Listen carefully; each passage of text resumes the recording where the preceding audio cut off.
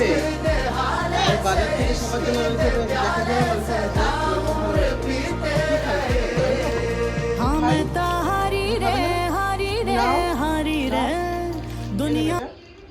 কে খাবে এটা? না বলো, হাত দিয়ে বলো, দাও, বলো দাও, দাও, বলো দাও। তুমি খাবে এটা? তুমি ললিপপ খাবে? তুমি খাবে? খাবে ললিপপ? এটা